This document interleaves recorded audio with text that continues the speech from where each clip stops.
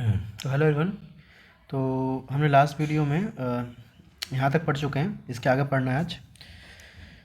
तो let us understand the conceptual development of the principles of genetic engineering. You probably appreciate the advantage of sexual reproduction over asexual reproduction. तो आपको ये बात पता है कि सेक्सुअल का ज़्यादा एडवांटेज है over asexual.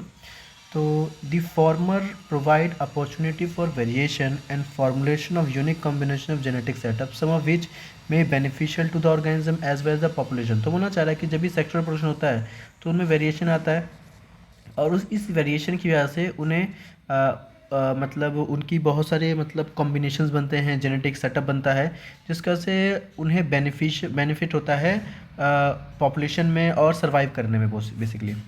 Asexual reproduction preserve the genetic information. Asexual में क्या होता है, वो अपना जेनेटिक इन्फॉर्मेशन स्टोर मतलब बिल्कुल सेट वो रखते हैं कि अगर मेरे में ये है तो मेरे बच्चों में हो जाएगा, उसके बच्चों में हो जाएगा, मतलब बिल्कुल डिट्टो बोलना चाह रहा है। While sexual reproduction permit variation. Sexual में क्या होता है, हर बार थोड़ा बहुत चेंज होकर ही जाता है। Traditional hybridisation procedure use in plant and animal breeding very often lead to inclusion and multiplication of undesirable gene along with the desired gene. तो बोला जा रहा है, जैसे मान लो आपने दो अलग अलग ऑर्गेनिज्म को लिया और आप चाहते हो कि इसके अंदर ये जीन जाए, तो जो चाहते हो वो तो चला जाता है, साथ साथ जो नहीं चाहते वो भी चला जाता है। ये पुराना तरीका था, पर अब जो तरीका है, the technique of genetic engineering which include creation of recombinant DNA. क्या बोलना चाह रहा है, जो टेक्निक डेवलप हुई है तो उससे क्या होता है, ये चीज़ें जो चाहते हो वही जाता है, तो उसको बोलते हैं recombinant DNA. Use of gene cloning, gene की क्लोनिंग करते हैं, जीन ट्रांसफ़र करते हैं, and overcome these limitations and allow us to isolate and introduce only one or set of desired gene without introducing undesirable gene into the target organism. तो बोलना चाह रहा है, इससे ये होता है कि जो आप चाहते हो वो जीन ट्रांसफ़र होता है और जीन को आप आइसोलेट कर सकते हो without introducing undesirable gene into the target organism. बिना अनडिजायरेबल जीन ट्रांसफ़र किए चीज़ें हो पाती हैं, ठीक है। अब देखो, जब भी आप कोई जीन को किसी भी डिज़ायर्ड जो जीन होता है आप लेते हो, तो क्या करते हो, आप किसी ऑर्गेनिज्म में डालना चाहते हो। तो जब डालते हैं तो दो बातें पॉसिबल हैं, या तो वो जीन आप उसके डीएनए में इनकॉर्पोरेट होकर अपना मल्टीप्लिकेशन करेगा तो उसमें दिखेगा। दूसरा चीज़ हो सकता है, क्या पता वो इंट्रोड्यूस ना हो पाया हो किसी रीज़न से, तो क्या होगा, वो एक तरह से नॉन रिकॉम्बिनेंट कहलाएगा। तो देखो लिखा है, do you know the likely fate of piece of DNA which is somehow transfer into an alien organism. अगर आपने कोई जीन किसी ऑर्गेनिज्म में डाला है तो क्या हो सकता है, तो लिखा हुआ है most likely this piece of DNA would not able to multiply itself in the progeny cells of the organism। ये हो सकता है कि जो भी आपने डीएनए डाला है वो मल्टीप्लिकेट ना कर सकते प्रोजेनी में। But when it gets integrated, अगर मान लो वो इंटीग्रेट हो गया into the genome of the recipient, जिसमें आप डालना चाहते हो वो चला भी गया और इंटीग्रेट भी हो गया, मल्टीप्लाई भी कर रहा है, इट में multiply and inherited along with the host DNA. तो होस्ट डीएनए में मल्टीप्लिकेट भी करेगा। This is because the alien piece of DNA has become a part of chromosome which has the ability to replicate. तो बोलना चाह रहा है कि जिस जगह पे आपने जोड़ा था वो जुड़ भी गया और फाइनली वो रेप्लिकेट भी कर रहा है। अब बोलना चाहते हो गौर से, आपके क्रोमोसोम के अंदर एक ऐसी स्पेसिफिक लोकेशन होती है, स्पेसिफिक डीएनए सीक्वेंस होती है, जिन्हें हम बोलते हैं ओरिजिन ऑफ रेप्लिकेशन। क्या, आपके क्रोमोसोम में डीएनए का एक ऐसा सीक्वेंस होता है जहाँ पे अगर आप अपने डीएनए को अटैच करोगे तो आपका डीएनए रेप्लिकेट करेगा, तो उस जगह को बोलते हैं origin of replication, which is responsible for initiating replication.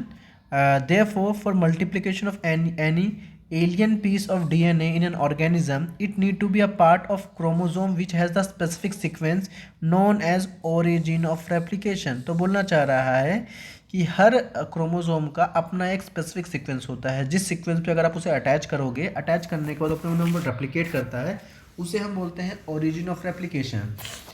आगे, thus an alien DNA is linked with, क्या, आपने एलियन डीएनए को लिंक किया है with that origin of replication so that this alien piece of DNA can replicate and multiply itself in the host organism. बोल देखो, जैसे मान लो ये कोई ऑर्गेनिज्म है और आपने कोई डिजायर्ड जीन लिया और आप इसमें डालना चाहते हो, तो ये जो डिजायर्ड जीन आपने डालना है ये उसके लिए एलियन डीएनए, इस ऑर्गेनिज्म के लिए ये क्या है, एलियन डीएनए। तो आपने एलियन डीएनए इसके अंदर डाला और डालने के बाद वो रेप्लिकेट करता है, तो हम इसे बोलेंगे ये होस्ट है। ये कौन है, होस्ट है, ठीक है।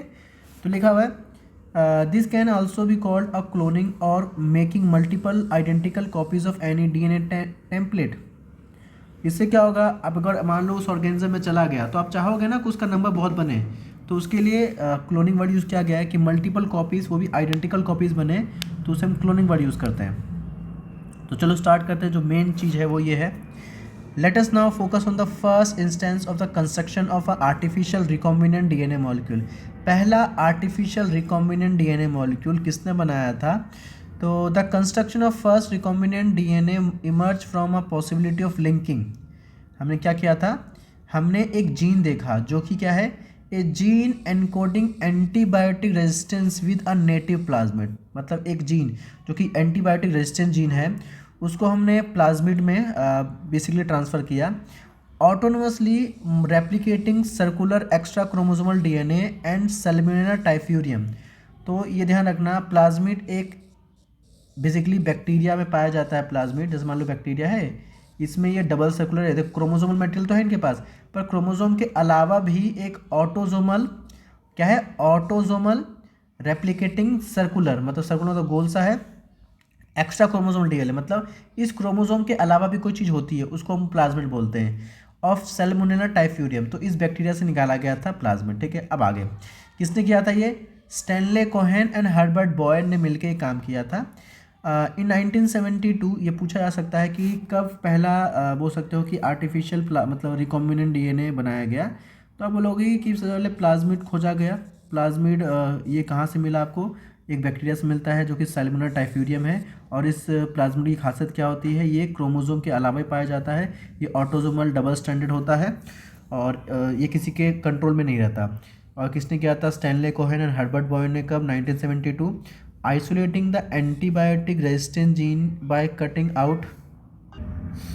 तो एक antibiotic resistant gene by cutting out a piece of DNA from a plasmid which was responsible for conferring antibiotic resistance. The cutting of DNA at a specific location become possible with the help। हाँ देखो उन्होंने क्या किया, मान लो कोई gene लिया और gene लेकर आप चाहते हो कि वो एंटीबायोटिक रेजिस्टेंस हो, तो उन्होंने बोला कि कट करके जोड़ दिया जो भी है। अब ये बोलना चाह रहा है कि the cutting of DNA at specific location, क्या डीएनए को कट करना एक पर्टिकुलर लोकेशन पे वो कैसे पॉसिबल हो पाया? तो उन्होंने बोला कि एक डिस्कवरी हुई, सो कॉल्ड मॉलिक्यूलर सीजर, जिसे हम क्या बोलते हैं? इन्हें मॉलिक्यूलर सीजर बोलते हैं। और इन्हें हम क्या बोलते हैं? Restriction enzyme. मतलब अगर मान लो कोई ऑर्गेनिज्म का ये डीएनए है और डीएनए का इतना पार्ट आप कट करना चाहते हो, तो कट करने के लिए आपके पास कोई एंजाइम होना चाहिए ना, मतलब कोई तो कैंची होनी चाहिए। तो यहाँ पे उसे कहा गया है मॉलिक्यूलर सीजर है, और इसे हम क्या बोलते हैं? Restriction enzyme. आगे, the cut piece of DNA was then linked with the plasmid DNA. अगर मान लो आपने ये डीएनए कट कर दिया और ये मान लो आपका ये डबल स्टैंडर्ड क्या है? प्लाज्मिड है, तो जितना आपने कट इसको कट किया है उतनी लोकेशन यहाँ से भी तो कट करनी पड़ेगी ना। तो अगर उन्हें कट करना पड़ेगा तो मान लो आपने, अरे यार पूरा गायब कर दिया, चलो ऐसे बनाते हैं हम। मान लो मैंने इतना कट कर दिया, अब ये डीएनए आया तो क्या करूँगा मैं? इसे अटैच भी तो करूँगा। दूसरा कलर लेते हैं ना इसको अटैच करने के लिए। तो ये इतना मान लो जो है वो आपने बाहर से कट करके लाए हो, तो जोड़ने के लिए क्या चाहिए? तो बताना चाह रहा है कि this plasmid can act as, जिसमें आप ये डाल रहे हो, ये जो प्लाज्मिड है किसकी तरह एक्ट कर रहा है? वेक्टर की तरह, क्योंकि ये आपके डीएनए को लेकर जाता है। Transfer the piece of DNA attach to it. You probably know that mosquito act as a vector, insect vector for transfer the malarial parasite into the human body. Human body में malarial parasite को ले जाने वाला कौन होता है? Mosquito होता है। In the same way plasmid can be use as a vector to deliver an alien piece of DNA into the host organism. अब आप क्या करोगे? इस प्लाज्मिड को उठाकर क्या करोगे? आप किसी ऑर्गेनिज्म के बॉडी में डाल दोगे, ऑर्गेनिज्म का मतलब उस बैक्टीरिया में डाल दोगे। तो the linking of antibiotic resistant gene with the plasmid vector become possible with the enzyme DNA ligase. तो बोलना चाह रहा है कि जब आपने डीएनए को कट करके इन्हें जोड़ा, तो जोड़ने के लिए कुछ तो चाहिए था ना, तो वो क्या है? तो वो आपका डीएनए लाइगेज एंजाइम है। एक तो ये थोड़ा इंपॉर्टेंट है और ये पूछ सकता है आपसे। ठीक, आगे which act on cut DNA molecule and join their end. तो ये इनके एंड्स को जोड़ सकता है। These make a new combination of circular autosomal replicating DNA created in vitro and in known as recombinant DNA. तो आपने ऐसा क्या किया? आपने एक रिकॉम्बिनेंट डीएनए बना लिया। When this DNA is transferred into the Escherichia coli, तो A bacterium closely related to Salmonella, it could replicate using the new host DNA polymerase enzyme and make multiple copies. तो बोलना चाह रहा है कि अगर जो प्लाज्मिड है अगर हम इस बैक्टीरिया में डाल दें, एस्चेरिचिया कोलाई में डाल दें, तो उसके बाद वो अपना नंबर रिप्लिकेट करेगा और उन्हें और भी चीज़ चाहिए होती है. The ability to multiply copy of antibody resistant gene in E coli was called cloning of the antibody resistant gene in E coli. तो आपने क्या किया, पहले तो एंटीबॉडी रेसिस्टेंट जीन ढूंढा, उसके बाद आपने वो प्लाज्मिड को लिया, प्लाज्मिड को लेने के बाद आपने प्लाज्मिड के साथ से जोड़ दिया, जोड़ने के बाद आपने क्या किया, इसे ई कोलाई के अंदर ट्रांसफ़र कर दिया और ई कोलाई में जाने के बाद ई कोलाई अपना नंबर एप्लीकेट करे. मान लो एक ई कोलाई है तो अगर मान लो आपका जो जेनेटिक मटेरियल आपने डाला था कि वो चला गया है, इनकॉर्पोरेट कर गया है, तो आपका ये आगे जाके 2 ई कोलाई में कन्वर्ट होगा, ये 2 ई कोलाई आगे जाके फिर वो 2 में कन्वर्ट होंगे. ठीक है ना. तो बस यही है आगे. तो ये बोलना चाह रहा है कि जब भी आपको RDNA करना है, RDNA टेक्नोलॉजी करनी है, तो उसके लिए क्या क्या करना पड़ता है. सबसे पहले आइडेंटिफाई करो डिज़ायरेबल जीन, कि आपको कौन सा जीन पसंद है, क्या चाहते हो आप. और उसके बाद जब आपको डी जीन मिल जाता है तो introduction of identified DNA into the host, जिसमें आप डालना चाहो उसमें डाल दो. उसके बाद आप, ये बड़ी इंपॉर्टेंट चीज़ है कि जब भी आप ये काम कर रहे होते हो तो उस समय ना मेंटेनेंस करना बहुत जरूरी है. मेंटेनेंस किस चीज़ का, कि उसमें कोई और भी बाहर से ना आ जाए या किसी तरह का इन्फेक्शन या कोई भी इंटरफेरेंस ना हो. तो introduce DNA in the host and transfer of the DNA to progeny. अब ट्रांसफ़र कर दो, हो गया काम खत्म. ठीक है. अब आता है टूल्स ऑफ रिकॉम्बिनेंट टेक्नोलॉजी. तो जो क्या क्या रिकॉम्बिनेंट DNA टेक्नोलॉजी में चाहिए था, RDNA टेक्नोलॉजी में चाहिए था, क्या क्या चीज़ चाहिए तब आप कर पाओगे, तो टूल्स हैं. तो चलो पढ़ते हैं. Now we know from the foregoing discussion that genetic engineering or recombinant DNA technology can be accomplish only if we have the key tools. अगर हमारे पास ये चीज़ हो पाएगी तो हम RDNA टेक्नोलॉजी बहुत आसानी से कर पाएंगे. तो उनमें सबसे पहला है क्या, रेस्ट्रिक्शन एंजाइम. दूसरी चीज़ क्या है, पॉलीमरेस एंजाइम. तीसरी चीज़ क्या है, लाइगेजेस. चौथा क्या है, वेक्टर. और पांचवी चीज़ क्या है, होस्ट ऑर्गेनिज्म. मतलब रेस्ट्रिक्शन एंजाइम के बिना आप DNA को कट ही नहीं कर सकते. फिर ये पॉलीमरेस एंजाइम के बिना आप DNA रेप्लिकेट नहीं कर सकते. लाइगेज के बिना उसे जोड़ नहीं सकते. वेक्टर के बिना आप उसको, जिस चीज़ को आप ट्रांसफ़र करना चाहते हो, जो आपने डिज़ायर जीन देखा है, उसको आप ट्रांसफ़र नहीं कर सकते. और फाइनली होस्ट के बिना तो काम ही नहीं चलेगा. आपने डाल तो दिया, जब तक होस्ट है तो क्या फ़ायदा उसका. तो ये 5 चीज़ें चाहिए तभी आप कर पाओगे. अब हम पढ़ते हैं सबसे पहले रेस्ट्रिक्शन एंजाइम के बारे में. रेस्ट्रिक्शन एंजाइम क्या होता है, ठीक है. तो restriction enzyme in 1963 2 enzyme responsible for restricting the growth of bacteriophage. मतलब 2 एंजाइम थे जो बैक्टीरियोफेज की ग्रोथ को रेस्ट्रिक्ट करते थे इन ईक एस्चेरिया कोलाई में. तो ये ई कोलाई शॉर्ट फॉर्म बोलते हैं, जो कि वर आइसोलेटेड. ठीक है. One of these added methyl group to DNA. पहली चीज़ क्या थी, मिथाइल ग्रुप थी. While other cut DNA, the latter was called restriction endonuclease. मतलब बोलना चाह रहा है कि 1963 में 2 एंजाइम थे जो कि बैक्टीरियोफेज की ग्रोथ को रेस्ट्रिक्ट कर रहे थे ई कोलाई के अंदर. तो ऐसा क्या था वो, तो वो बताया गया कि ये मिथाइल ग्रुप जो ऐड करते हैं DNA में, और बाकी दूसरा जो DNA को कट करता है वो रेस्ट्रिक्शन एंडोन्यूक्लियस है. ठीक है. अब आता है first restriction endonuclease hind second है. ये बड़ा ध्यान रखिएगा कि पहला रेस्ट्रिक्शन एंजाइम था वो हिंड सेकंड है. बहुत बार अलग अलग तरह से पूछा गया है, तो ध्यान रखिएगा, ये मोस्ट इंपॉर्टेंट है. ठीक है. उसके बाद आगे है कि was functioning depend on a specific DNA nucleotide sequence was isolated and characterise by 5 years later. तो बोलना चाह रहा है कि रेस्ट्रिक्शन एंजाइम तो 1963 में मान लो जो भी है कि 1963 तो होता. हाँ, अगर आपको फर्स्ट रेस्ट्रिक्शन एंजाइम मिल गया हिंड सेकंड, पर बोलना चाह रहा है कि उसका फंक्शन या प्रॉपर समझने में काफ़ी टाइम लगा. तो बोलना चाह रहा है कि आफ्टर 5 years, 5 साल बाद, it was found that hind second always cut DNA molecule at a particular point by recognizing a specific sequence of 6 base pair. तो बड़ी इंपॉर्टेंट चीज़ है कि जो भी ये मतलब हिंड, जो जैसे मान लो आपको एंजाइम तो मिल गया, पर एंजाइम के बारे में कोई खासियत नॉलेज नहीं थी, तो बताना चाह रहा है कि जो हिंड सेकंड था वो DNA के पर्टिकुलर सीक्वेंस को कट करता था.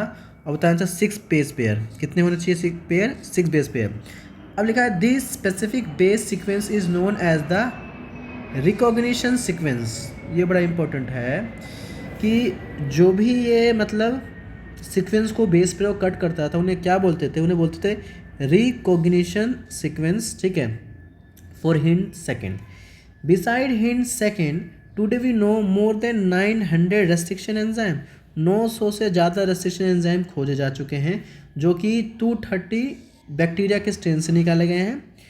उसके बाद आगे the convention for naming this enzyme in the first letter of the name come from the genus, मतलब जैसे कि इको ही है, ECOR1 बोलना चाह रहा है कि जो ये पहला लेटर है वो जीनस से बिलोंग करता है और जो दूसरे दो लेटर होते हैं वो स्पीशीज से।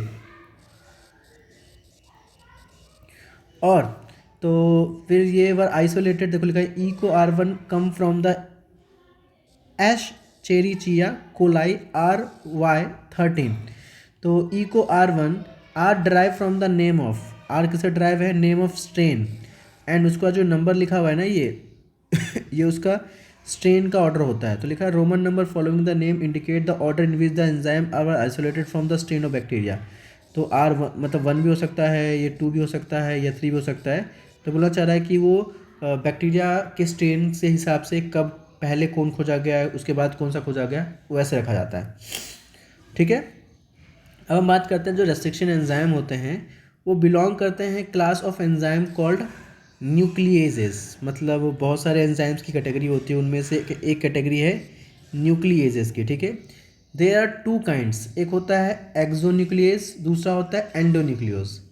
तो exonuclease remove the nucleotide from the end of the DNA, मान लो आपका ये कोई डीएनए का सीक्वेंस है ऐसे करके, ऐसे, ठीक है।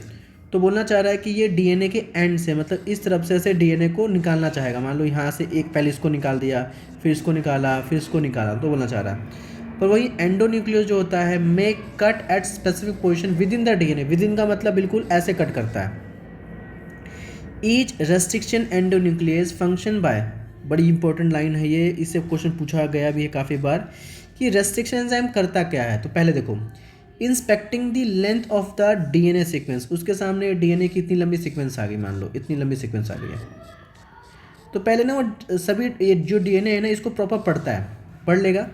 तो inspecting the length of the DNA sequence once it find it specific recognition sequence, जब उसको अपना एक यहाँ से लेके मान लो यहाँ तक का सीक्वेंस मिल गया, उसके बाद वो वहाँ से वहाँ कट लगाता है, ठीक है।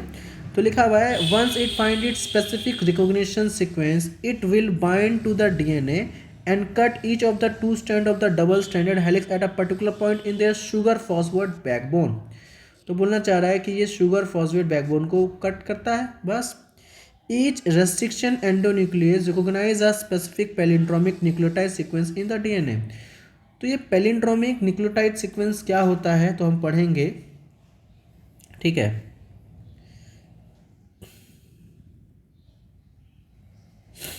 तो आगे तो देखो भाई, सबसे पहले आपके पास ये फॉरेन डीएनए है, मतलब आपको ये डिज़ायर्ड डीएनए मिल गया, तो आपने क्या किया, रेस्ट्रिक्शन एंजाइम डाला और ये आपका वेक्टर जिसमें आप ये डीएनए डालने वाले हो, ठीक है। तो आपने एंजाइम दिया, तो लिखा है था enzyme cut both the DNA stand at the same side, मतलब इसको भी उस जगह से कट करेगा, इसको भी उस जगह से कट करेगा, ठीक है। फिर लिखा ECOR1 cut the DNA between the base A and G and A only when the sequence GAATTC is present in the DNA. इसको याद कर सकते हो गटक, गटक ऐसा करके, जी के बाद AA और C, बहुत बार पूछा गया भाई, एग्जाम में आया भी है 2020 में ना, नीट में क्वेश्चन पूछा गया था वाला कि बताओ ECOR1 का क्या कौन सा सीक्वेंस होता है। तो ठीक है, तो हमने क्या किया, वो एंजाइम डाल दिया, एंजाइम क्या करेगा, उसको वहीं से कट करेगा, ऐसे यहाँ से यहाँ कट करेगा, और इसको भी वही ऐसे मान लो कट किया, ठीक है। तो कट करने के बाद देखो ये कैसा क्रिएट कर रहा है, ये स्टिकी एंड क्रिएट कर रहा है। ये पूछ सकता है ECOR1 कैसा एंड क्रिएट करता है, एक होता है वर्ड ब्लंट, एक होता है स्टिकी। तो ये आपको स्टिकी एंड दिख रहा है, ठीक है। तो ये स्टिकी एंड क्रिएट होता है और बाद में कौन सा एंजाइम आएगा, डीएनए फ्रेगमेंट को जोड़ा जाता है with the help of DNA ligase, DNA ligase की हेल्प से दोनों को जोड़ दिया जा रहा है और ये आपका रिकॉम्बिनेंट डीएनए बन चुका है। अब आप क्या करोगे, इस जो भी आपका रिकॉम्बिनेंट डीएनए बना है इसको आप होस्ट में ट्रांसफ़र करोगे, ठीक है। तो अभी देखो जो वर्ड था ना पैलिंड्रोमिक, तो पढ़ते हैं वो। Do you know what palindromic are? तो देखो एक group of letters that form the same word when read both the forward and backward. अगर हम किसी भी लेटर को आगे से पढ़ें या पीछे से पढ़ें, अगर पढ़ने में सेम दिखता हो तो उसको हम बोलते हैं ये पैलिंड्रोमिक सीक्वेंस है। तो जैसे कि एग्जांपल लिखा हुआ मलयालम, ठीक है, where the same word is read in both direction. The palindrome in DNA is a sequence of base pair that read same on the two strand when orientation reading is kept same. जैसे मान लो आप पढ़ो 5 से इधर से पढ़ो, 5 से 3 की तरफ, इधर से भी 5 से 3 पढ़ो, तो आपको ना वो सेम ही दिखने वाला है, ठीक है ना। तो ये बोलना चाह रहा है द फॉलोइंग सीक्वेंस रीड, तो on the two stand 5 dash to 3 dash action this also true read in the 3, sorry, हाँ ठीक है।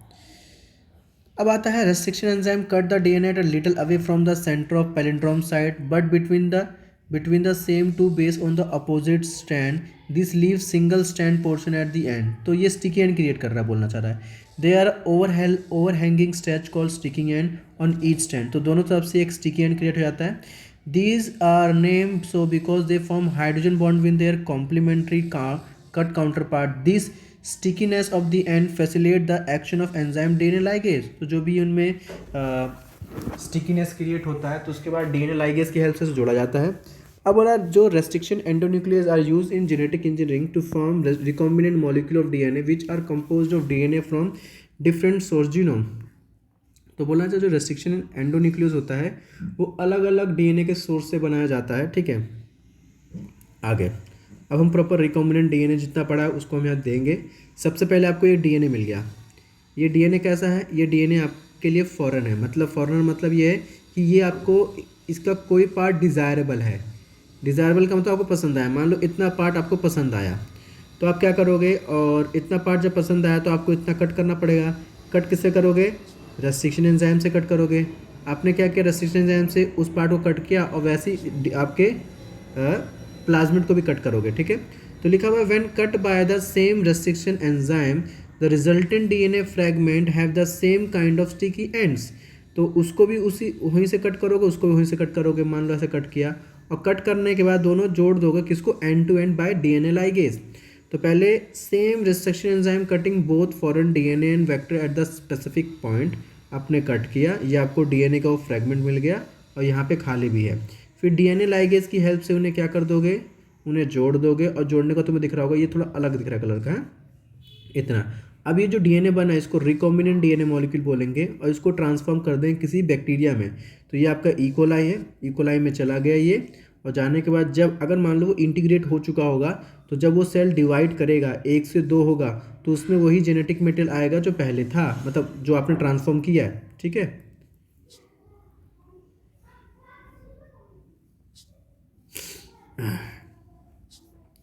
तो फाइनली आपको ये क्या मिल गया है? ये आपको रिकॉम्बिनेंट मतलब आप सेल में ट्रांसफॉर्म हो चुका है और इसको बोलेंगे रिकॉम्बिनेंट डीएनए, ठीक है. अब आगे देखो लिखा हुआ है you have realize that normally unless one cut the vector and the source of DNA with the same restriction enzyme the recombinant vector ना molecule can not be created. मतलब ऐसा है कि मान लो ये आपका डीएनए का सीक्वेंस है और आपने रेस्ट्रिक्शन एंजाइम डाला, तो रेस्ट्रिक्शन एंजाइम डालने से ना बहुत जगह कट लग जाता है, बोलना चाह रहा है. तो ना उसके बाद ना बहुत सारे डीएनए मिलते हैं और उनमें से आपका कौन सा डिज़ायर्ड डीएनए है वो भी देखना है. लिखा हुआ देखो separation and isolation of DNA fragment. इसमें क्या करते हो कि बहुत सारे डीएनए के फ्रैगमेंट मिलते हैं. आपको पता है कि जो मेरा डीएनए फ्रैगमेंट है मान लो 3 से 4 बेस पेयर का है, तो आपको ना उसका साइज़ पता होगा कि उसका साइज़ कितना है. तो उसके साइज़ के हिसाब से पहचान लोगे. और क्योंकि इतने सारे होते हैं तो पहचाना मुश्किल होता है. तो उसके लिए एक टेक्निक है जिसको बोलते हैं जेल इलेक्ट्रोफोरेसिस. इस टॉपिक से बहुत बार क्वेश्चन पूछे गए हैं, तो सुनो ज़रा. Cutting of DNA by restriction endonuclease resulting fragment of DNA. अगर आप रेस्ट्रिक्शन एंडोन्यूक्लियस से आप डिजायर्ड जीन को कट करोगे तो आपको बहुत सारे फ्रैगमेंट मिलेंगे. This fragment can be separated by a technique known as gel electrophoresis. Since DNA fragment are negative charge, जो डीएनए फ्रैगमेंट होता है वो नेगेटिव चार्ज होता है molecule, they can be separated by forcing them to move toward the anode under the electric field through the medium matrix. तो बोलना ये चाह रहा है कि आपका जो डीएनए है, ये बड़ा ध्यान रखिएगा, डीएनए जो होता है वो नेगेटिव चार्ज होता है, ठीक है। डीएनए नेगेटिव चार्ज होता है, और जो एनोड है, तो बोलना चाह रहा है कि हम जैसे मान लो यार कोई भी चीज़ है, अगर आपका ये नेगेटिव चार्ज है, इस तरफ नेगेटिव इस तरफ पॉजिटिव है, तो खुद सोच कर देखो ना, ये इस तरफ तो भागेगा नहीं, क्योंकि इस तरफ से रिपल्शन मिलेगा, तो कहाँ भागेगा, पॉजिटिव की तरफ। तो बोलना चाह रहा है कि वो मूव करता है एनोड की तरफ under the electric field through the medium matrix. Now a day the most commonly use matrix is agarose gel. बड़ा इंपॉर्टेंट है ये कि जेल इलेक्ट्रोफोरेसिस में जो जेल, जो भी हम सॉल्यूशन यूज़ करते हैं, मैट्रिक्स यूज़ करते हैं, वो किसका बना होता है, तो एग्रोस जेल का। वो एक कहाँ से हम एक्सट्रैक्ट करके बनाते हैं, तो सी वीड्स। ये भी एक क्वेश्चन है कि सी वीड से बनाते हैं। The DNA fragment separated. अब क्या करते हो, डीएनए फ्रेगमेंट को हम सेपरेट करते हैं, निकालते हैं एक तरह से, तो resolve according to their size through sieving effect providing the agarose gel. तो हम एक सीविंग इफेक्ट के थ्रू हम उसे निकाल लेते हैं। Smaller the fragment size further it moves. तो जितना छोटा होगा आपका डीएनए फ्रैगमेंट उतना आगे मिलेगा। मान लो इतनी लंबी है, तो ये आपके डीएनए का जो बड़ा मॉलिक्यूल को पीछे रह जाएगा, छोटा उससे थोड़ा सा ऐसे करके मान लो, ऐसे ऐसे करके मान लो, और फाइनली सब छोटा है वो हाँ लास्ट में मिलेगा। तो बोलना चाह रहा है the separated DNA fragment can be visualise. ये बड़ी इंपॉर्टेंट लाइन है कि पता है क्या है, जैसे मान लो इसमें देखना गौर से, ये आपके यहाँ पे अपने डीएनए यहाँ डाल दिया था करके, ठीक है, आपने बहुत सारा डीएनए इसमें डाल दिया था, और उसके बाद क्या किया, इस तरफ नेगेटिव एंड था, इस तरफ पॉजिटिव एंड था, ये आपका कैथोड था और ये आपका एनोड था, ठीक है। तो अब क्या करते हो, जब ये नेगेटिव एंड एक उसको एक इलेक्ट्रिक फील्ड मिलती है, तो जो नेगेटिव वाला आपका डीएनए होता है वो भागता है इस तरफ। और क्योंकि ये आपका पूरा जो है ये एक एग्रोस जेल होता है, और इसमें उसको आसानी से भागा नहीं जाता, तो जो छोटा होगा वो तेज़ी से भागेगा, जो बड़ा होगा वो पीछे रह जाएगा। तो बस यही है कि हाँ, और ना जब आपको मान लो भाग लिया, अब उसके बाद आपको उसको निकालना है, इस डीएनए को बाहर निकालना है। जब निकालना होता है ना, तो आसानी से निकलता, मतलब आपको दिखता ही नहीं, तो निकालो कैसे। तो बोला गया है कि इसको देखने के लिए ना, देखो लिखा हुआ है कि separated DNA fragment can be visualize only after staining the DNA with a compound known as, ये बड़ा इंपॉर्टेंट है, बहुत बार पूछा गया है, इथेरिडियम ब्रोमाइड। इथेरिडियम ब्रोमाइड। तो और इथेरिडियम ब्रोमाइड तो डाल दिया, स्टेन आपका है। साथ साथ अब क्या पास करते हो, यूवी रेडिएशन पास करते हो, चूंकि you can not see pure DNA fragment in the visible light and without staining. हम प्रॉपर सिर्फ ऐसी डीएनए को हम बिना स्टेनिंग के और बिना यूवी लाइट के हम देख नहीं सकते, और जब डालते हो तो आपको दिखने लग जाता है, और दिखता भी कैसा है, see bright orange colour band of DNA in ethidium bromide stain gel expose to UV light. जब यूवी लाइट एक्सपोज करता है दिखता है। उसके बाद separated band of DNA are cut out. जो आपको डीएनए दिख रहे हैं, आप क्या करते हो, उसको कट करके बाहर निकालते हो from the agarose gel and extracted from the gel piece. This step, इसको इल्यूजन बोलते हैं। जब आप उस डीएनए को पार्ट को निकाल लेते हो ना, उसको इल्यूजन बोलते हैं। The DNA fragment purify in this way are used in the constructing recombinant DNA by joining them with a cloning vector. अब आपको डीएनए मिल गया ना जो चाहते थे, अब क्या करोगे, उसको प्लाज्मिड के साथ अटैच कर दोगे ना। जब अटैच करें कहाँ डाल दोगे आप, किसी वेक्टर में डाल दोगे, और वेक्टर आगे जाके आपको पता क्या करेगा। आई होप आपको समझ में आया हो इतना। तो अब हम पढ़ेंगे क्लोनिंग वेक्टर के बारे में, ठीक है। तो क्लोनिंग वेक्टर, जैसा कि हम पढ़ रहे थे कि भाई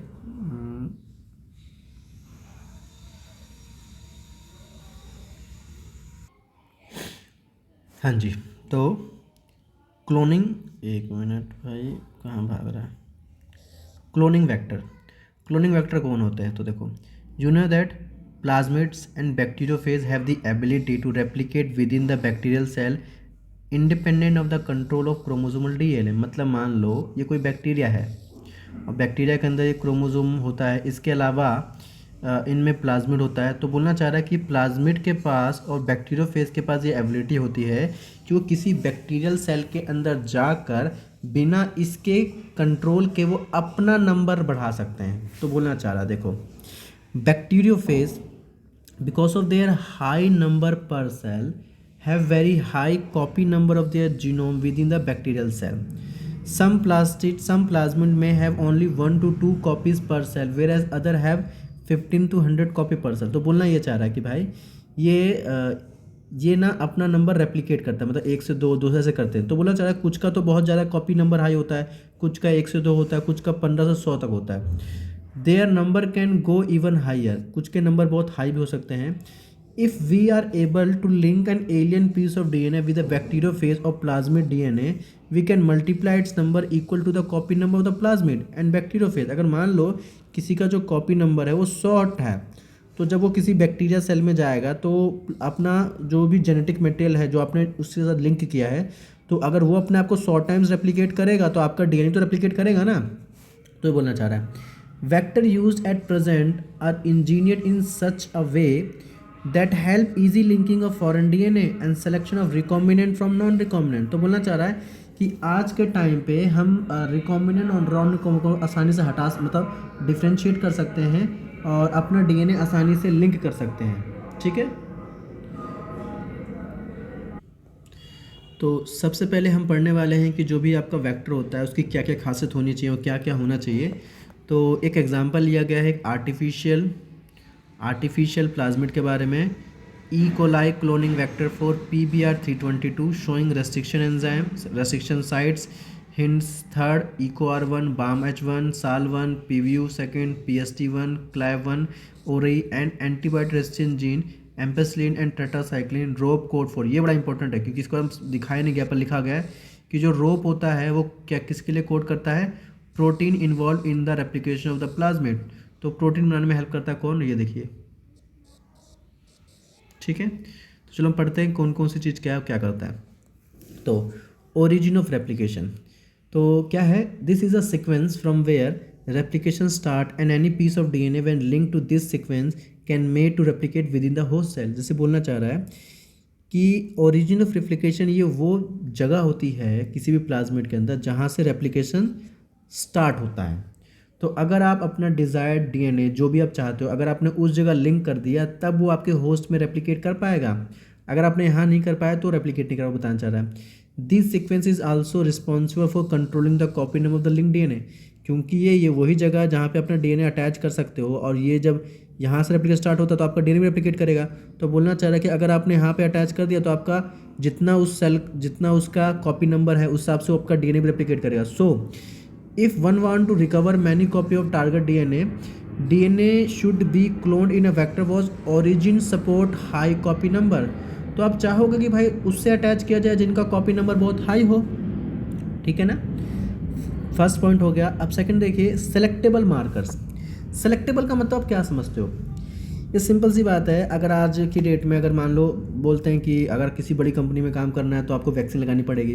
तो अगर मान लो कोई 100 लोग की 100 बंदे काम करते हैं किसी कंपनी में, उनमें से 99 लोगों ने वैक्सीन लगा ली और एक बंदे ने वैक्सीन नहीं लगाई, तो हम उसे सेलेक्ट करेंगे, बोलेंगे नहीं भाई जब तक आप वैक्सीन लगा के नहीं आओगे तब तक हम उसे लेंगे नहीं। तो ये होता है सिलेक्शन और ये होता है नॉन सिलेक्शन। ठीक है, तो जिन्होंने लगाई उन्हें सेलेक्ट कर लेंगे, जिन्होंने लगाई उसे नॉन सेलेक्ट कर देंगे। उसी तरह से यहाँ पे लिखा हुआ है in addition to ORI the vector require a selective marker. तो वेक्टर के पास एक सेलेक्टेबल मार्कर होना चाहिए जो क्या कर सके, जो कि आइडेंटिफाई कर सके एंड एलिमिनेट कर सके नॉन ट्रांसफॉर्मेंट को। ट्रांसफॉर्मेंट वो होते हैं जिनके अंदर आपने जो DNA डाला है वो चला गया है और वो मल्टीप्लिकेट भी कर रहा है। पर अगर मान लो किसी में आपने DNA डाला वो रेप्लिकेट नहीं कर पाया तो हम बोलेंगे वो नॉन ट्रांसफॉर्मेंट है। तो लिखा हुआ है selectively permitting the growth of the transformant. तो सेलेक्टिव मार्कर वो होते हैं जो ये सेलेक्ट करते हैं कि इनके अंदर वो जीन गया या नहीं गया। अगर गया तो उसे सेलेक्ट करके उसकी ग्रोथ को परमिट करेंगे, भाई चल तू ग्रो कर। पर जिसमें ट्रांसफॉर्मेशन नहीं हो पाया तो उसकी ग्रोथ रुक जाती है। तो transformation is a procedure through which A piece of DNA is introduced in a host bacterium. You will study the process in subsequent section. Normally, the gene encoding resistance to antibiotic such as ampicillin, chloramphenicol, tetracycline और kanamycin etc. are considered useful selective marker। आपसे पूछ सकता है exam में question कि selectable markers के example बताओ या what is the selectable markers. तो सेलेक्टेबल मार्कर्स वो होते हैं जो ये आइडेंटिफाई करते हैं कि ये ट्रांसफॉर्मेंट है या नहीं है। जो ट्रांसफॉर्मेंट होते हैं उनकी ग्रोथ को परमिट करते हैं, जो नॉन ट्रांसफॉर्मेंट उनकी ग्रोथ को रोक दिया जाता है, मतलब उसको मार दिया जाता है से मान लो है। तो selectable markers for E coli, the normal E coli cell do not carry any of these antibiotic resistant gene. तो बड़ा ध्यान रखिएगा कि नॉर्मली ई कोलाई के अंदर कोई भी एंटीबायोटिक रेसिस्टेंट जीन होता नहीं है। और यहाँ पे कौन कौन से एंटीबायोटिक रेसिस्टेंट जीन की बात हो रही है? एम्पेसिलिन, टेट्रासाइक्लिन, क्लोरामफेनिकोल और कैनामाइसिन। अब आगे चलो चलते हैं। तो cloning site, in order to link the alien DNA a vector need to have a very few preferably single recognition site for the commonly use for resistant enzyme. आपको पता है कि भाई जैसे मान लो आपको अपना डीएनए अगर मान लो इसमें इस प्लाज्मिड में अटैच करना है तो उसके लिए आपको कहीं ना कहीं तो कट लगाना पड़ेगा। जैसे मान लो मैंने यहाँ से यहाँ कट लगाया तो जितना मतलब यहाँ पे आपने कट लगा के इसको निकाला है तो आपको ला के यहाँ पे तो जोड़ना भी तो पड़ेगा ना। तो बोलना चाह रहा है कि बेसिकली इनका एक proper preferred single recognize sequence होना चाहिए। प्रेजेंस ऑफ, मान लो किसी प्लाज्मिड के अंदर more than one recognition site हुए which the vector will generate, जो वेक्टर होगा will generate several fragment which will complicate the gene cloning. और वो कॉम्प्लिकेशन स्टार्ट हो जाती है। The ligation of the alien DNA is carried out at restriction site present in one of the two antibodies। तो बोलना चाह रहा है कि जो आपने DNA लाइगेट किया है outer restriction site present in one of the two antibody gene. For example you can ligate a foreign DNA at BAMH1 site for tetracycline. मतलब आप बोलना चाह रहा है कि जो ये BAMH1 है इस जगह आप अपना जीन डाल दोगे तो किसके लिए? टेट्रासाइक्लिन रेसिस्टेंट जीन के लिए इन द वेक्टर PBR320। अब सुना, ये इसी से आगे समझाया गया कुछ कि अगर मान लो आपने कोई अपना जो डीएनए है वो एलाइगेट कर दिया BAMH साइट पे, ठीक है, तो recombinant plasmid will lose tetracycline. मतलब यार बोलने का मतलब क्या है कि आपने इस जगह लगाया, इसका मतलब ना आपने टेट्रासाइक्लिन को हटा दिया एक तरह से। ये जो एंटीबायोटिक जीन है आपने उसे हटाया ना, क्योंकि इनमें मान लो ऑलरेडी पहले से टेट्रासाइक्लिन जीन है, एंटीबायोटिक जीन है और एम्पेसिलिन है। अगर आप इस जगह अपना कोई डिजायर्ड जीन लगा रहे हो उसका मतलब आप टेट्रासाइक्लिन को हटा रहे हो उस जगह से। तो recombinant plasmid will lose tetracycline, आपने अपना डाला है तो रिकॉम्बिनेंट तो हो गया होगा due to insertion of foreign DNA but can still be selected out from non recombinant one by plating the transformant on a tetracycline containing media. अगर मान लो आपके पास एक प्लेट है, मतलब एक मीडियम है जिसके अंदर टेट्रासाइक्लिन का सॉल्यूशन है और एक में एम्पेसिलिन है, तो जब आप उस ट्रांसफॉर्मेंट वाले को इसमें डालोगे और मान लो दोनों ट्रांसफॉर्मेंट को डालते हो तो अगर आपने ये ट्रांसफॉर्मेंट को डाला तो इसमें तो टेट्रासाइक्लिन वाला प्रेजेंट है, पर आप में जो आपका आया है प्लाज्मिड उसमें तो टेट्रासाइक्लिन जीन नहीं है तो वो उसको किल कर देगा। पर वहीं अगर बात करें इसमें तो एम्पेसिलिन का है ना वो, पर अगर आप डालोगे प्लाज्मिड तो इस केस में क्योंकि एम्पेसिलिन तो उसमें से ऑलरेडी पहले से प्रेजेंट है तो वो सर्वाइव कर जाएगा। तो ये लिखा हुआ है transformation growing on ampicillin containing medium और then transfer on a medium containing tetracycline. तो बोलना चाह रहा है कि जो ट्रांसफॉर्मेशन ग्रोइंग कहाँ ग्रो कर रहा है? एम्पेसिलिन कंटेनिंग मीडियम में, and then transfer on a medium containing tetracycline. पहले आपने एम्पेसिलिन वाले में डाला फिर टेट्रासाइक्लिन में डाला। The recombinant will grow in ampicillin, वो एम्पेसिलिन भी ग्रो करेगा क्योंकि उसके बॉडी में अभी भी एम्पेसिलिन का एंटीबायोटिक जीन है और आप डाल भी कहाँ रहे हो? एंटीबायोटिक जीन में डाल रहे हो। पर वहीं अगर हम टेट्रासाइक्लिन में डाल दे तो मर जाए क्योंकि उसके अंदर टेट्रासाइक्लिन तो खत्म हो गया ना। But non recombinant will grow on a medium containing both the antibiotic. In this case, one antibiotic resistant gene help in selecting the transformant, whereas the other antibiotic resistant gene get inactivated due to insertion of alien DNA and help in selection of recombinant। तो बोलना ये तो चाह रहा है ना कि यार सिंपल सी बात है, इसके अंदर इस तरफ था टेट्रासाइक्लिन और इस तरफ था एम्पेसिलिन। आपने क्या किया? आप आए और इसको यहाँ से हटा के अपना डिजायर्ड जीन डाल दिया। आपने डाला तो ट्रांसफॉर्मेट हो गया। अब अगर आप इसको अगर आप ऐसे मीडियम में डाल दो जहाँ पे टेट्रासाइक्लिन का एंटीबायोटिक है, तो क्योंकि इसमें पहले से एंटीबायोटिक था पर आपने निकाल के कोई और लगा दिया तो इस केस में जब इसे डालोगे यहाँ पे तो मर जाएगा ना, क्योंकि टेट्रासाइक्लिन जीन तो रहा ही नहीं। पर वहीं अगर इसे आप एम्पेसिलिन में डालोगे तो वो ग्रो कर जाए क्योंकि अभी भी इसमें एम्पेसिलिन रेजिस्टेंट जीन प्रेजेंट है जो उसे सर्वाइव करवा देगा। आई होप आपको समझ में आ गया होगा इतना। तो चलो आगे बढ़ते हैं। अब Selection of recombinant due to inactivation of antibiotic is a cumbersome process। ये मतलब ऐसा कि जो प्रोसेस नहीं, थोड़ा सा एक क्यूम्बरसन प्रोसेस है। मतलब इसमें ना आपको दो अलग अलग कुछ चाहिए होते हैं। तो लिखा है because it requires simultaneously plating on to plates, हमें दो प्लेट्स पे करना पड़ता है डिफरेंट एंटीबायोटिक्स भी। Therefore, alternative selectable markers have been developed which differentiate recombinant from non-recombinant on the basis of their ability to produce color in presence of chromogenic substrate. तो देखो, अभी तो ये इसका बताया एंटीबायोटिक सिलेक्शन के बारे में बताया। अब दूसरी चीज़ बोल रहा है कि एक और तरीका होता है रिकॉम्बिनेंट और नॉन रिकॉम्बिनेंट को अलग करने का, वो होता है इंसर्शनल इनएक्टिवेशन। ठीक है, तो देखो, in this recombinant A DNA is inserted with in the coding sequence. जैसे आपको पता होगा कि हमारे डीएनए में ना एक होता है लैक-जेड जीन। क्या होता है? लैक-जेड जीन होता है जो कि एक एंजाइम बनाता है। उस एंजाइम का नाम है बीटा गैलेक्टोसाइडेज। ठीक है, वो एंजाइम बनाता है। ठीक है, तो बोलना चाह रहा है कि आपने क्या किया, जहाँ पे ये चीज़ प्रेजेंट थी ना उसी जगह पे आपने कोई और अपना डीएनए डाल दिया यहाँ पे, तो उसको क्या कर दिया, बंद कर दिया ना। तो देखो लिखा है DNA is inserted with in the coding sequence of enzyme beta galactosidase, जहाँ से बीटा गैलेक्टोसिडेज बनता था। This result into inactivation of the gene for synthesis of this enzyme, क्योंकि आपने जब इसे बंद ब्लॉक कर दिया तो आपका ये जो एंजाइम बनना चाहिए तो एंजाइम तो बन नहीं पाएगा। उस केस में क्या होगा, विच रिजल्ट इन इनएक्टिवेशन। ठीक है, which refer to as insertional inactivation. इसमें क्या होता है, प्रेजेंस ऑफ, देखो पहले ये बीटा गैलेक्टोसिडेज एंजाइम बनाया करता था, पर अब जब आपने डाल दिया तो बीटा गैलेक्टोसिडेज एंजाइम नहीं बना पाता। तो presence of chromogenic substrate giving blue colour if plasmid in the bacteria does not have insert. अगर आपने नहीं डाला तो क्या करता था, वो बीटा गैलेक्टोसिडेज एंजाइम बनाता था और कलर कैसा शो करता था, वो ब्लू कलर शो करता था।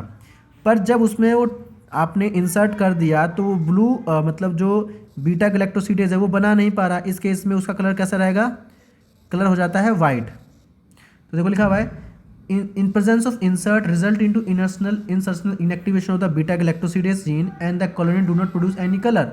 These identifies recombinant colonies. तो इसको बोलते हैं blue white selection, blue and white selection बोलते हैं इसे।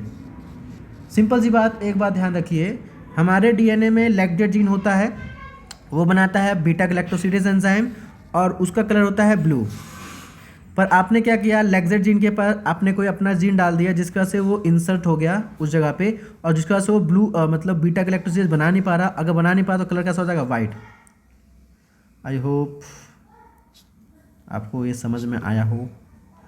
चलो आगे बढ़ते हैं, ठीक है। Vector for cloning gene in a plasmidium animal. अगर मान लो हम बैक्टीरिया के अलावा अगर किसी एनिमल या प्लांट में या एनिमल में क्लोनिंग करना चाहते हो तो कैसे करेंगे। तो लिखा हुआ है you may surprise to know that we have learn the lessons of transferring gene into plants and animal from bacteria and virus which have known for ages how to deliver gene to transform eukaryotic cell and force them to do what the bacteria और virus want।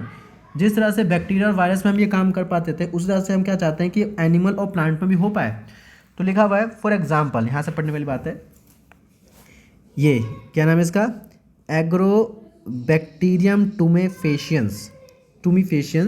तो Agrobacterium tumefaciens a pathogen of several, मतलब pathogen of several dicot plant is able to deliver a piece of DNA known as T DNA. मतलब ये bacteria है, एक pathogen है जो कि जो डाइकॉट प्लांट होता है उनमें कोई ऐसा जीन डाल देता है जिसकी वजह से to transform normal plant cell to a tumour and direct this tumour cells produce the chemical required by the pathogen. मतलब उनमें वो ट्यूमर सेल्स बनाता है जो कि एग्रोबैक्टीरियम टूमीफेशियंस की हेल्प से बनता है। अब आगे सुनो, ये बात होगी प्लांट के लिए, ध्यान रखिएगा आगे। Similarly retroviruses in animals have the ability to transform normal cells to cancerous sales.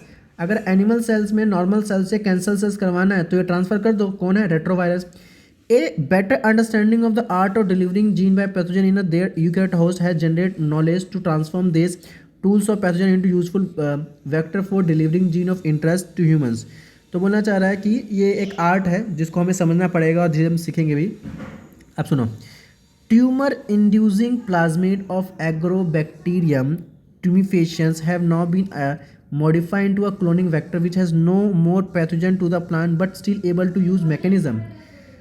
तो बोलना चाह रहा है कि जो ट्यूमर इंड्यूसिंग प्लाज्मिड होता है हम उसमें डाल के उसे मॉडिफाई करके बैक्टीरिया मतलब क्लोनिंग वेक्टर में डाल के और हम प्लांट में करवा सकते हैं। To deliver gene of our interest into a variety of plant. Similarly retrovirus, मतलब प्लांट में डालने के लिए आप एग्रोबैक्टीरियम का यूज़ करोगे, और अगर एनिमल में डालना है तो retrovirus have been disarmed and now use to deliver desire gene into the animal cell. हम रेट्रोवायरस के हेल्प से हम एनिमल में वो डिजायर जीन डाल सकते हैं, और जीन भी कैसा डिजार्म करके, मतलब थोड़ा वीक करके। So once a gene or DNA fragment have been ligated into a suitable vector, it is transform into a bacterial plant or animal host where is multiply, और वो मल्टीप्लाई करेगा वहाँ पे। ठीक है, अब ये बात है कि कॉम्पिटेंट होस्ट कौन होते हैं। यार सिंपल सी बात है, अगर आप किसी में डालना चाहते हो तो वो उस लायक है या नहीं। अगर मान लो आप डाल दो काम ही ना करे तो क्या ही फ़ायदा। तो लिखा हुआ है competent host basically for transformation with the recombinant DNA. Transform करना पड़ेगा आपको अपना रिकॉम्बिनेंट डीएनए, उन्हें बोलते हैं कॉम्पिटेंट होस्ट। अब ये इस बार ना 12th वाले बच्चों में बहुत सारे बच्चों के एग्ज़ाम में इस लाइन से क्वेश्चन बना हुआ था। तो देखिएगा, जो डीएनए है ना, डीएनए एक हाइड्रोफोबिक मॉलिक्यूल है, sorry hydrophilic. It can not pass through the cell membrane, ये सेल मेम्ब्रेन से पास नहीं हो सकता। In order to force bacteria to take up the plasmid, अगर मान लो किसी बैक्टीरिया को ये प्लाज्मिड को लेना है, the bacterial cell must have first to be competent, उस लायक तो हो तभी तो ले पाएगा उस प्लाज्मिड को, to take up the DNA. This is done by treating with the specific concentration of divalent cation. Divalent cation का मतलब ये है कि जो +2 वाला कोई मेटल हो उसको बोलते हैं डाइवेलेंट कैटायन। जैसे कि आपका मैग्नीशियम हो जाता है, कैल्शियम हो जाता है। तो बोलना चाह रहा है सच एज कैल्शियम, तो कैल्शियम की बात हुई। इंक्रीज, ये क्या करता है, तो ध्यान रखिएगा, जो डाइवेलेंट कैटायन है वो क्या करता है, increase the efficiency with which DNA enter, वो उसकी डीएनए को लेने की एफिशिएंसी को बढ़ाता है। The bacterium through which pores in the cell wall, बड़ा इंपॉर्टेंट है, तो वो बैक्टीरिया में पास हो जाएगा सेल पोर में। recombinant DNA can then now force them into such by incubating the cell with recombinant DNA on ice। तो बोलना चाह रहा है कि आप उस क्या करोगे, आप उसे आइस पर डालोगे, followed by placing them briefly at 42 degree, आपने उसको हीट किया, and then putting them back on ice, फिर उसको आइस में डाल दिया। This enable the bacteria to take up the recombinant DNA, इससे क्या होता है, वो अपना रिकॉम्बिनेंट डीएनए ले सकता है। ठीक है, this is not the only way to introduce alien DNA into the host cell. ये सिर्फ यही तरीका नहीं है जिससे आप एलियन डीएनए को होस्ट में डाल सकते हो, और भी तरीके हैं। तो आपसे पूछा जाए ना, हीट एंड शॉक मेथड किसके लिए यूज़ करते हैं, तो बोलोगे बैक्टीरिया के लिए। ठीक है, और अगर आपसे पूछे कि प्लांट के लिए क्या है, एनिमल के लिए क्या है, तो पढ़ने वाले हैं। तो देखो, इंजेक्शन, माइक्रो इंजेक्शन जो है यूज़ हम करते हैं, और डायरेक्टली हम एनिमल सेल में उसके न्यूक्लियस में डाल देते हैं। अगर आपसे पूछे ना माइक्रो इंजेक्शन किस लिए यूज़ करते हैं, तो बोलोगे एनिमल सेल के लिए यूज़ करते हैं। Another method use suitable for plant, अगर प्लांट्स के लिए पूछा जाए तो बोलोगे प्लांट्स के लिए क्या करते हैं हम ना, cells are bombarded with a high velocity micro particle of gold and टकन्स। इससे भी क्वेश्चन पूछा गया है कि जो भी आप जेनेटिक मेटेरियल ट्रांसफर करते हो विद द बायोलिस्टिक गन और जीन गन प्लांट के अंदर, तो वो किसकी कोटिंग होती है, तो गोल्ड और टंगस्टन की। तो ध्यान रखिए, गोल्ड और टंगस्टन वर्ड पूछा जाता है। Coated with DNA in a method known as biolistic और जीन गन। अगर आपसे पूछे प्लांट में और कौन सा तरीका, तो बोलोगे बायोलिस्टिक गन और जीन गन। ठीक है, दूसरा है अगर एनिमल पूछा तो माइक्रो इंजेक्शन, डायरेक्ट इंजेक्शन के थ्रू हम उसमें डाल देते हैं। फिर लिखा हुआ and the last method disarm pathogen. Disarm का मतलब वीक पैथोजन है बिल्कुल, which when allowed to infect the cell transfer the recombinant DNA to the host. हमने उसे वीक करके और ट्रांसफॉर्म करवा दिया। ठीक है, now that we have learned about the tools of constructing recombinant DNA, let us discuss the process facilitating recombinant DNA technology।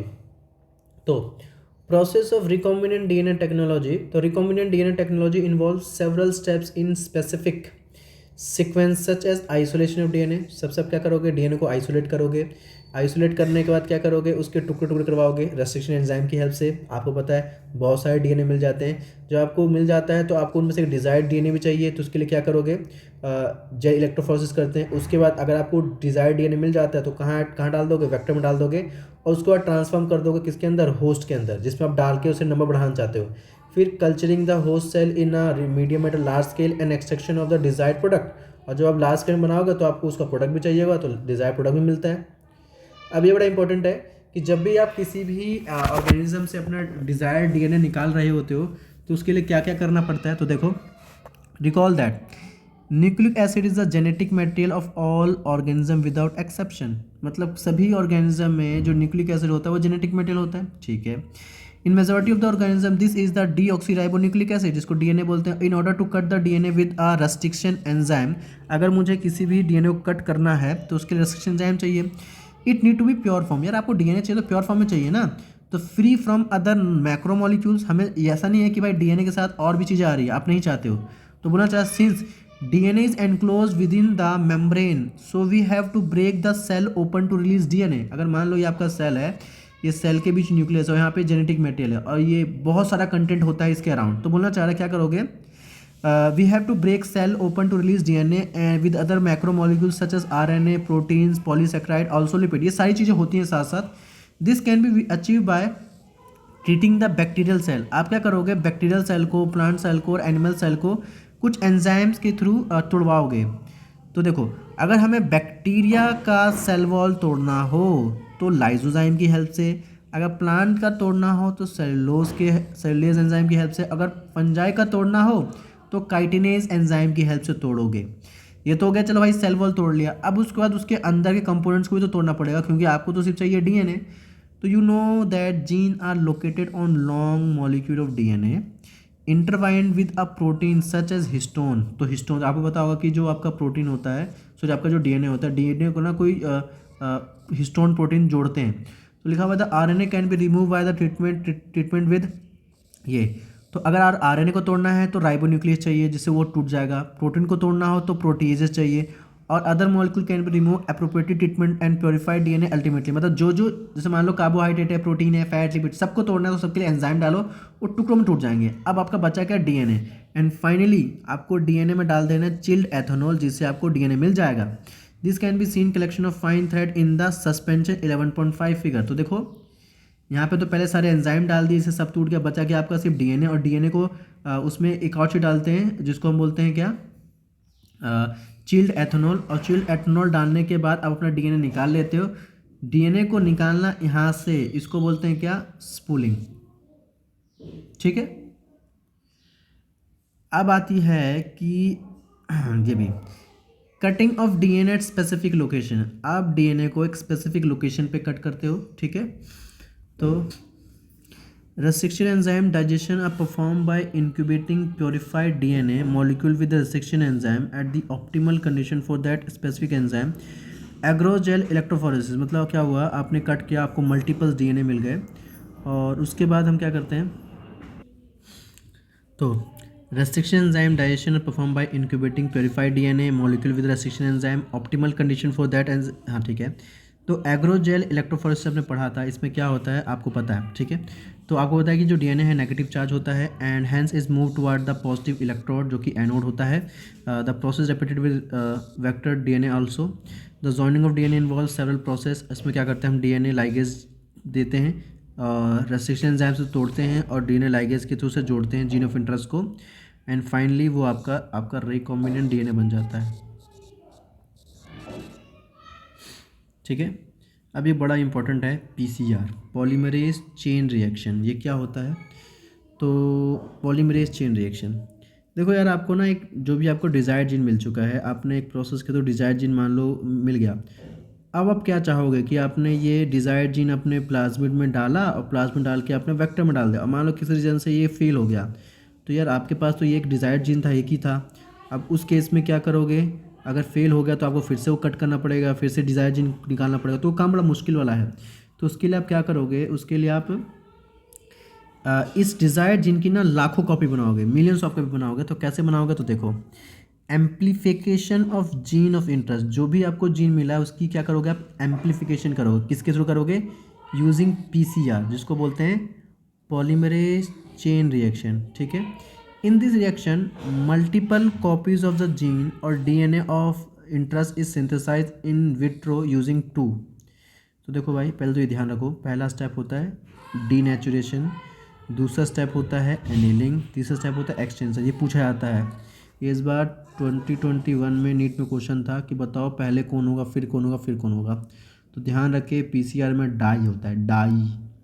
तो D से डीनेचुरेशन, ए से एनीलिंग, ई से एक्सटेंशन। तो डीनेचुरेशन में क्या होता है इनके बीच का जो ये बॉन्ड होता है ना वो टूटता है, तो डीनेचुरेशन में बॉन्ड टूटेगा।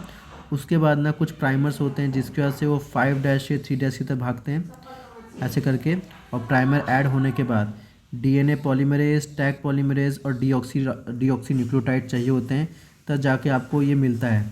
अब जैसे कि आपको ये 2 कॉपियाँ मिल गई ना, अब इनका फिर से 30 साइकिल चलेंगी और उसके बाद आपको बिलियंस टाइम्स मतलब एम्पलीफाई किया जाता है और आपको फाइनली वो मिल जाता है। अब एक बड़ी इंपॉर्टेंट चीज़ क्या क्या देखो, हमें इनमें प्राइमर्स देने पड़ते हैं, तो प्राइमर्स दे दिए, ठीक है।